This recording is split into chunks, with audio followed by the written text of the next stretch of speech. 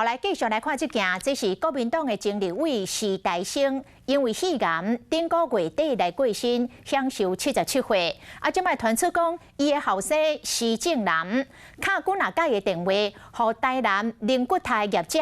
要求对方就要兑现着进前的口头的承诺，爱互伊的爸爸甲伊本人2000座的塔位，市价是1亿2000万。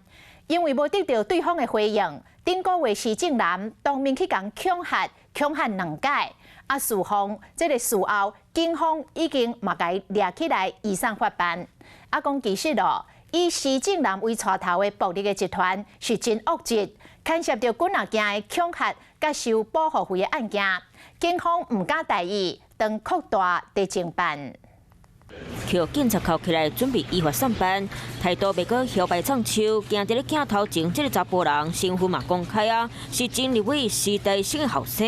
109年起，不断以电话恐吓业者，想空手套白狼，威胁业者交出台位获取暴利。这个外号叫水饺施正南，真侪摆靠灵骨台业者，爱答应市价1.2亿，另外2000做套费，因为人无爱插伊，到老人当面甲恐吓，讲恁若阁唔处理，就换我甲你处理掉。 互业者惊甲紧报警处理，每个人总算顺利抓起来。听讲，这个水饺带头的暴力集团，除了涉嫌这件恐吓处罪案件，嘛伫咧台南高雄，甲真侪工地恐吓收保护费，甚至有公司负责人林家比，互对方压力真大。上罕过是，佫强反甲人的喙齿拍甲断去，此人受影真心急。持拘票、拘提施南等3人到案，顺利查获范闲及其他共犯，依法送办。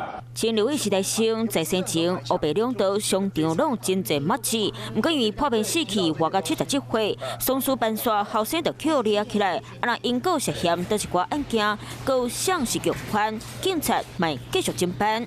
嗨，我是庄宇杰，想要看到更多的新闻内容吗？赶快订阅华视新闻的 YouTube 频道，并且开启小铃铛，跟着宇杰一起看新闻吧。